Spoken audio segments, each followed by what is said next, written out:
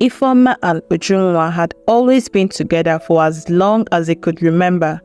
They grew up in the small village of Umuoma, where everyone knew everyone, and nothing ever stayed a secret for long. Their mothers, Nneka and Adamma, were close as sisters.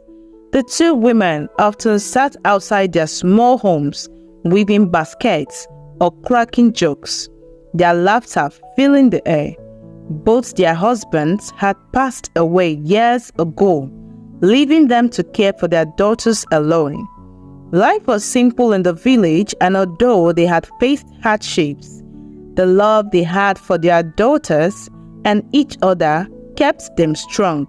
Ifeoma and Ujunwa lived next door to each other, their houses separated by a narrow footpath that led to the village stream.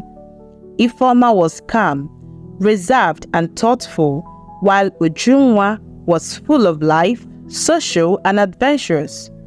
They balanced each other perfectly.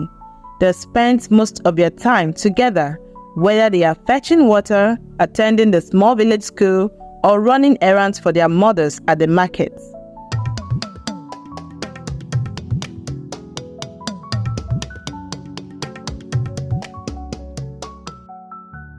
One sunny afternoon, the two girls made their way to the stream to fetch water. The birds chirped in the trees above, and the sound of the flowing water suited their spirits. As they filled their clay pots with water, Ujunwa chatted away about the happenings in the village. Ifeoma smiled and nodded, content to listen to her friend. "I heard that Mama Nkechi's son is coming back from the city," Ujunwa said excitedly. "They say he is now a big man, driving a big car and all." Ifeoma chuckled softly. "You and your stories, Ujunwa. Why are you so excited about things like that?" "Ah, Ifeoma, you wouldn't understand. Maybe one day, when a rich man comes and sweep me off my face, then you will see." Ujunwa giggled and splashed water at Ifeoma. Ifeoma laughed and dodged the water. "You and your dreams. Just make sure you don't fall for any smooth-talking stranger." Ujunwa grinned mischievously. "We'll see about that." A few days later, Ujunwa was returning from the market with a basket of vegetables when a sleek car rolled up beside a narrow dirt road. She glanced over, surprised to see such a fancy car in their small village. The car stopped, and a young man stepped out. He was tall and well-dressed, with a smile that made Ujunwa's heart skip a bit. "Excuse me," the young man said politely. "I'm looking for the road to Eze's compound. Can you help me?" Ujunwa felt her cheeks flush. She was immediately taken by the man's charm. "Yes, I can show you the way," she said, her voice slightly breathless. "By the way, my name is Ebuka." "Ujunwa," she replied, her heart fluttering. She pointed in the direction he needed to go and explained the turns he would need to take. Ebuka smiled warmly, and Ujunwa could feel her knees go weak. "I really appreciate your help, Ujunwa," Ebuka said. "You have saved me a lot of trouble today. Maybe I'll see you around." Ujunwa beamed. "Of course, I live just nearby. You can come visit anytime." "I'll do that," Ebuka replied, giving her one last smile before getting back in the car and driving away. As she walked back home, Ujunwa couldn't stop thinking about Ebuka. She was smitten, imagining all the possibilities that lay ahead.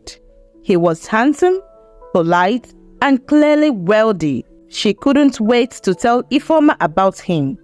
Later that evening, Ujunwa excitedly told Ifeoma about her encounter with Ebuka. "He said he will come visit me," Ujunwa gushed. "I just know he likes me, and he drives a car, Ifeoma, a real car." Ifeoma smiled at her friend's excitement, but remained cautious. "Just be careful, Ujunwa. You don't know him yet." Ujunwa waved dismissively. "Oh, Ifeoma, you're always careful. You will see Ebuka is different. The days passed and Ujunwa eagerly awaited the day Ebuka had promised to visit. Her mother, Adamma, had noticed the change in her daughter and couldn't help but feel excited too. A wealthy man, you say?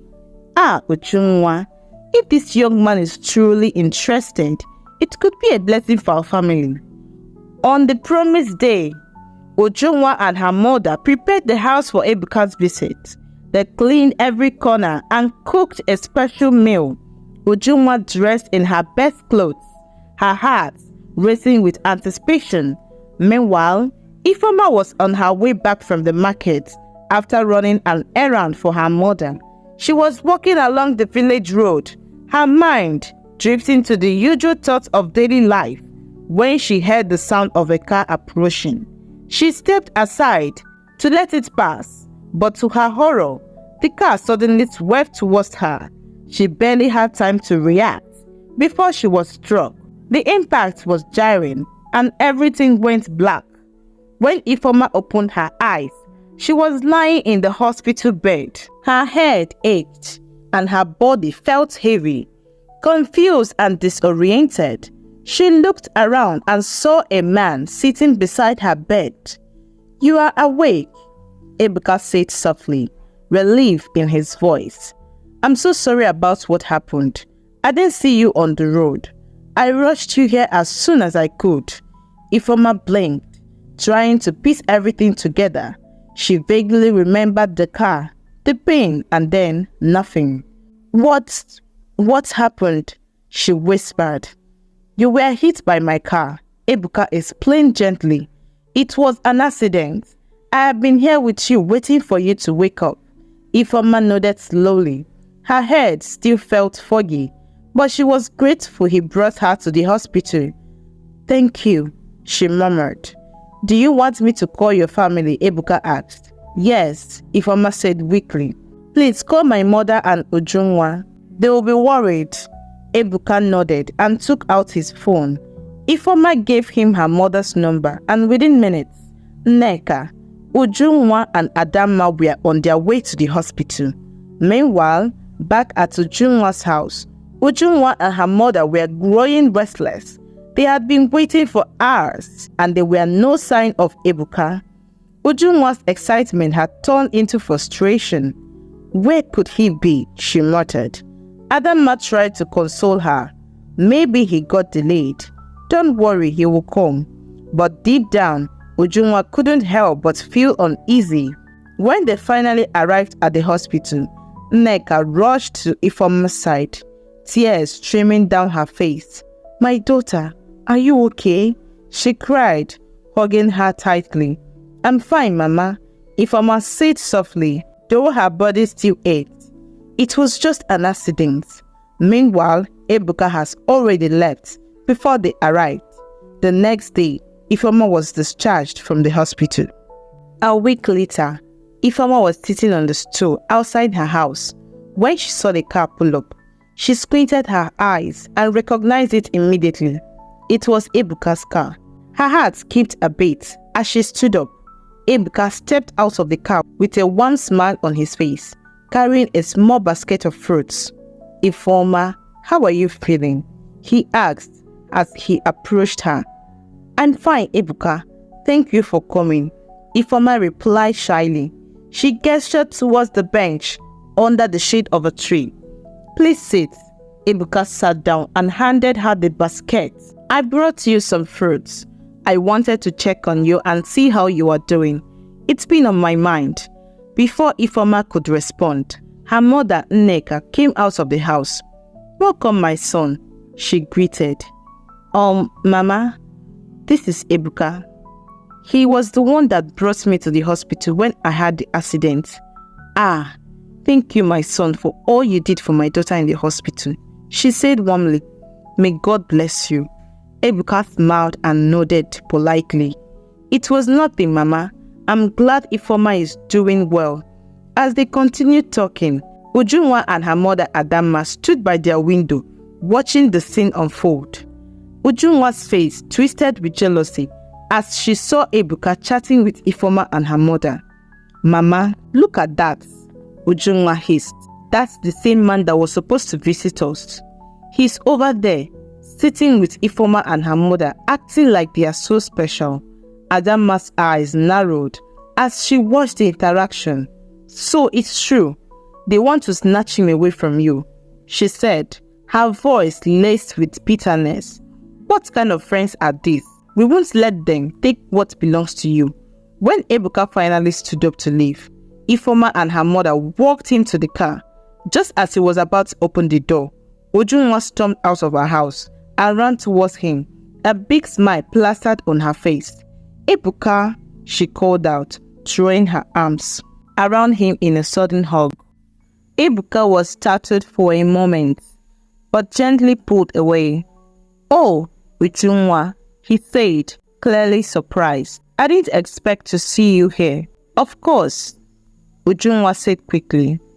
"We live next door." She glanced over at Ifeoma and her mother, her smile fading slightly. "You know we have been waiting for you." Ebuka rubbed the back of his neck awkwardly. "I'm really sorry about that, Ujunwa. The truth is, I came to see Ifeoma today because I was the one who hit her with my car. I felt responsible for making sure she's okay, that's all." Ujunwa's smile wavered, but she forced it back. "Oh, I see. Well, I'm glad she's better now." After exchanging a few more pleasantries, Ebuka got into his car and drove off. The moment he was out of sight, Ujunwa's expression darkened. She turned towards Ifeoma with narrowed eyes. "You think you're so special, don't you?" Ujunwa spat, her voice dripping with anger.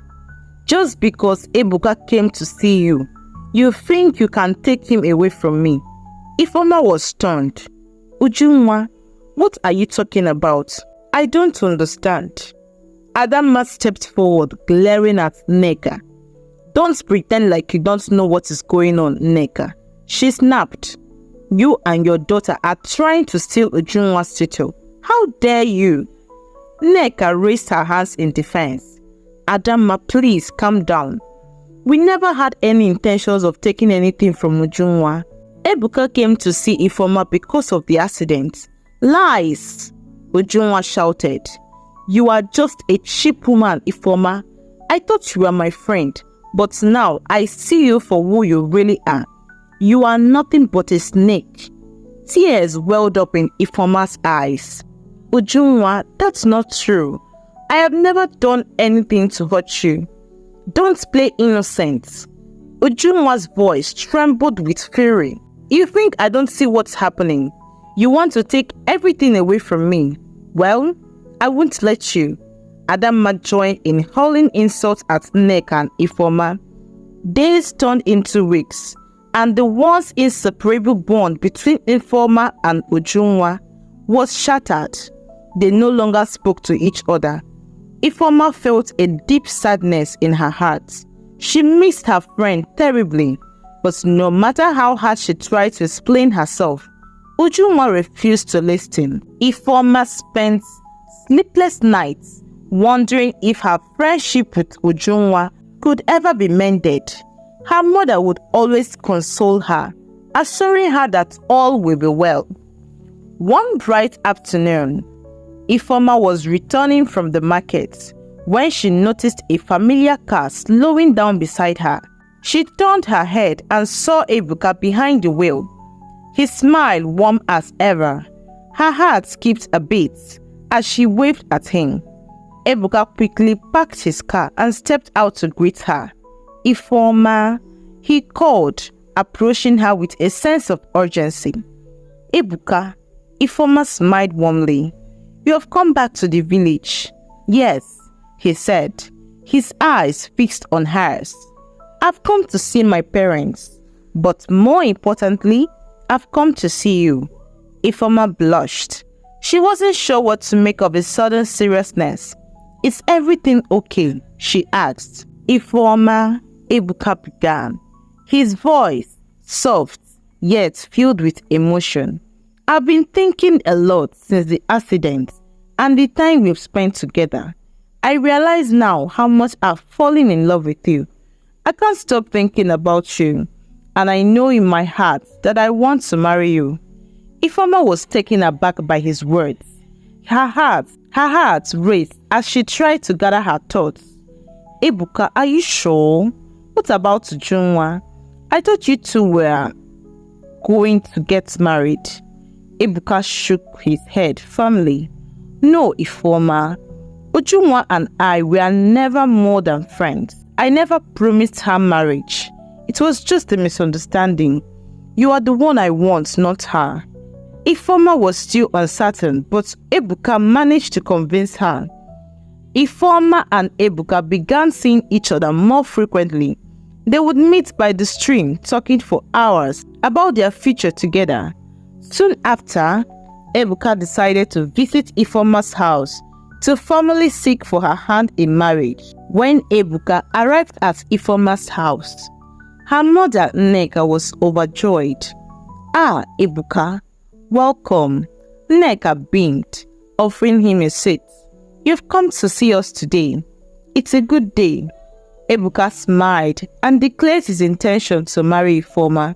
As they were speaking, Ujunwa and Adamma stormed into the house. Their faces were filled with anger and bitterness. "So this is what is happening," Ujunwa sneered, her eyes locked on Ifeoma. "You're trying to steal my man behind my back. You are nothing but a husband snatcher." Adamma quickly joined in, pointing a finger at Nneka. "And you think you can marry off your smelling daughter to Ebuka after everything? How dare you betray us like that?" Nneka tried to calm the situation, but Ujunwa and her mother wouldn't listen. They argued loudly, causing a scene. Finally, Ebuka stood up and spoke firmly. "Enough! I have made my choice. I'm in love with Ifeoma, and I will marry her. Ujunwa is just a friend and nothing more." Ujunwa's face fell, her anger quickly replaced by humiliation. She pleaded to Ebuka to marry her instead. Ebuka made it clear that he would only marry Ifeoma and no one else. Ujunwa stormed off with her mother following closely behind, still muttering insults under her breath. Despite the chaos, the wedding preparations continued. Few days later, Ifeoma and Ebuka were married in a beautiful ceremony. Ifeoma couldn't believe how happy she was. She had married the man she loved, and their future together seemed bright. After the wedding, it was time for Ifeoma to leave the village and move to the city with her husband. As she packed her things and prepared to leave, Ujunwa suddenly appeared at the door. Her eyes were red from crying, and she looked truly remorseful. "Ifeoma," Ujunwa said quietly, stepping forward. "I'm so sorry for everything I did. I was wrong. I let jealousy and anger control me. Please forgive me." Ifeoma felt a lump in her throat as she looked at her old friend. Without a word, she walked over and hugged Ujunwa tightly. "I forgive you," Ifeoma whispered. Ujunwa was relieved. She then turned to Ebuka and hugged him as well. "Take care of her," she said softly. "I will," Ebuka replied with a small smile. With a final wave, Ifeoma and Ebuka left the village to start their new life together. Their marriage was happy, but after 5 years, they were still without a child. This weighed heavily on Ifeoma's heart. She wanted nothing more than to have a child of her own, but no matter how hard they tried, she couldn't conceive. Ebuka was always patient with her, comforting her whenever she grew anxious. "God's time is the best," he would say gently. "We must have faith and wait on him." Still, Ifeoma couldn't shake the sadness she felt. She wanted to be a mother and hold her own baby in her arms. One day, Ujunwa called Ifeoma out of the blue. It had been a long time since they last spoke, and Ifeoma was happy to hear from her. Ujunwa explained that she had a job interview in the city and needed a place to stay for a few days. Without hesitation, Ifeoma invited her friend to stay at their home. Later that evening, Ifeoma mentioned the visit to her husband. "Ebuka, Ujunwa is coming over for a few days. She had a job interview in the city and I thought it would be nice for her to stay with us. Ebuka frowned, his discomfort evident. Ifeoma, are you sure that is a good idea? After everything that happened, you didn't even ask me first. Ifeoma smiled reassuringly. She's my best friend, honey. She's harmless. It's only for a few days. Reluctantly, Ebuka agreed, though he still wasn't convinced. The next day, Ujunwa arrived at their house. She and Ifeoma embraced warmly, happy to see each other again after such a long time. Ifeoma prepared a sumptuous meal and they spent the evening laughing and catching up. The following day, Ifeoma left for work and Ujunwa went for her interview. Ebuka returned home early that afternoon and to his surprise, Ujunwa was already back at the house. She greeted him with a smile that made him uncomfortable. As the days passed, Ujunwa began making advances at Ebuka. At first, he resisted, but Ujunwa was persistent. She reminded him of something she had said to him when she hugged him back in the village. Enjoy your barren wife. One day, you will need room. Ebuka had brushed off her words back then, but now they echoed in his mind.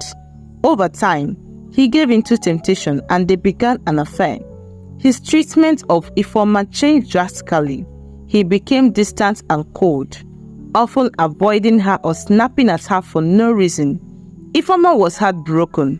She couldn't understand why her husband changed so much. She tried to ask him what was wrong, but he would only brush her off. Ujunwa, on the other hand, seemed to revel in her misery. She openly flirted with Ebuka in front of Ifeoma, making it clear that she had taken her place. Ifeoma cried herself to sleep most nights, unable to believe that the two people she trusted the most had betrayed her. Her life had become a nightmare, and she felt utterly alone. Soon, Ujunwa became pregnant. Ebuka was overjoyed and promised to divorce Ifeoma and marry Ujunwa instead. Ujunwa's plan had worked perfectly, and she was thrilled at the thought of finally having Ebuka all to herself. But fate had other plans. When it was time for Ujunwa to give birth, complications arose. She was in labor for hours, but the baby wouldn't come. Her strength was fading fast, and the doctors were worried. Ebuka paced the hospital halls, his heart bouncing with fear. Ujunwa called Ebuka in and asked him to call Ifeoma. Ebuka called her. Some minutes later, Ifeoma arrived. She found Ujunwa weak and barely able to speak. Ifeoma, Ujunwa whispered, tears streaming down her face. I'm so sorry for everything I did to you. Please forgive me. Please, if anything happens to me, promise me you will take care of my baby. Ifeoma's heart ached as she held Ujunwa's hand. I forgive you, she said softly, and I promise to take care of your baby. With those words, Ujunwa gave birth to a healthy baby boy. But moments later, she closed her eyes for the last time. Ifeoma cried bitterly, mourning the loss of her friend, despite all the pain she had caused. Ebuka, devastated by Ujunwa's death, fell to his knees, begging Ifeoma for forgiveness. Ifeoma, I'm so sorry. I made terrible mistakes. Please forgive me. Though it wasn't easy, Ifeoma eventually found it in her heart to forgive Ebuka. The pain of betrayal lingered, but her promise to Ujunwa echoed in her mind. She couldn't hold on to bitterness while trying to raise Ujunwa's child, so she chose to let go of her past and focus on the future. After Ujunwa's funeral, Ifeoma and Ebuka returned home with the baby boy, whom they named Chibrike, meaning God is my strength. The moral lesson to be learned in the story is that jealousy and bitterness can destroy relationships and lead to regrets. Ujunwa's envy and resentment drove her to make poor decisions that ultimately led to her downfall. And also, for married women, deviate from inviting your friends over to your home because it could be disastrous. Always remember to trust no one. Your friends could be your worst enemy. The end. Thank you for watching, guys. Hope you enjoyed the story. If so, please give it a thumbs up. If you are coming across my channel for the first time, please hit the subscription button and turn on the notification bell to be notified of our new story. And please don't forget to comment, like, and share. And for our returning viewers, thank you guys, and God bless you for choosing to support our channel. Bye!